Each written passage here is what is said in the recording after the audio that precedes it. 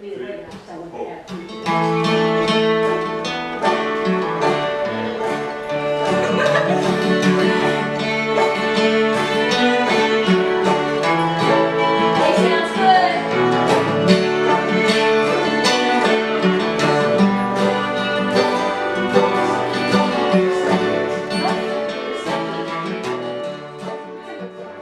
the trip is a 4-day, we call it a cultural immersion experience because it's very concentrated, and so I mean it's really happening very fast. We drive down on a Friday. We're there Friday night, Saturday, and Sunday, and then Monday morning we kind of hop back in the van and go back. And so.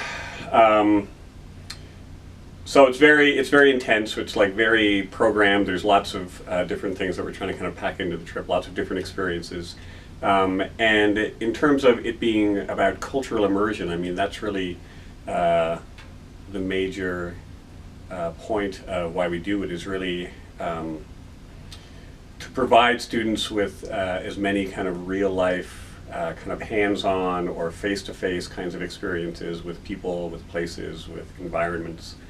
In a way that you can't just get it just kind of talking about it or listening to it or watching videos in a classroom.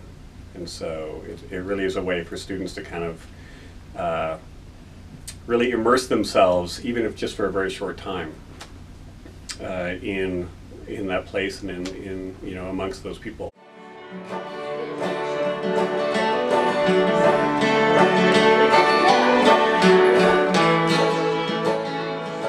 Particularly for ARCA students, because Appalachia is a place where life, work, art are integrated in very important ways. I mean, you just take something like a quilt. It's practical, it's made by community, it can be a piece of artwork, it can be handed down for generations. And that's what we're about in ARCA. We're about the presence of the past. Here's the quilt. We're about community. Here's the quilting bee. We're about art, which is the making of the quilt. And we're about the practical uses of art, which is that the quilt keeps you warm. You get the line, I get the cold, baby. You get the line, I get the cold. Down to the crowd at honey, baby. And coal as a kind of energy source has become this very political, polarized thing where you either see it as this just this terrible thing that's like poorly regulated and terrible for the environment, or you see it as this thing that is the kind of economic lifeblood of a particular community. But what is missing from kind of both of those depictions is really just, again, like individual people who actually do this, who actually work in coal mines. Like, why do they do it? Like, why is it? What's their take on it? Because they're not doing it. They're not necessarily doing it because of it's the economic lifeblood of our community. They have some really kind of deep emotional connections to coal that go back, generations in their own families, and it's hard to really kind of understand that even just reading about it. I mean, or singing about it, or hearing about it. I mean, you just got to meet people, and just experience how they talk about it and how they how they feel it, how they feel their connection to coal and to the industry and to the environment. You're reading, say, about the coal mining, and then you actually go in a mine.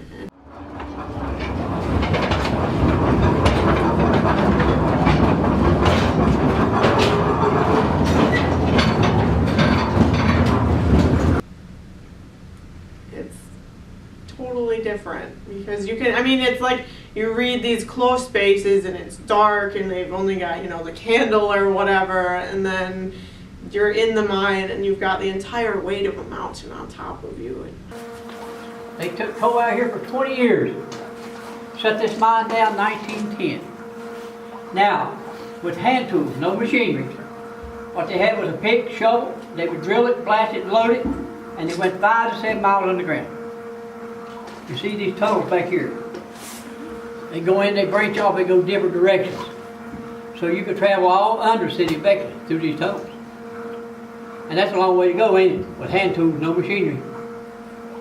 They go on their hands and knees. See right there is coal seams. 30 to 40 inches of coal, so you'd be on your hands and knees 8 to 10 hours a day. If you are a spiritual person, there is something about mountains. And so I like to take students into the mountains because I want to see if they feel that way about mountains, if they feel the beauty and can experience the beauty I have. But I also want to, because we are in flat Michigan, which could be flat Kansas, right here, I want to take them to a place that's different. And some of them may never have been in a landscape like that. And I enjoy them looking at New River Gorge and saying, wow. So that quiet moment on the trip when it was just settling into the land around you and then realizing that you're not separate from it was very deeply touching for me. Yes. The rest of it was all glorious. The music and the visiting the mine and the visiting the whole tipple and all of that was fantastic. But I think it was the quiet space that was the most important for me down there.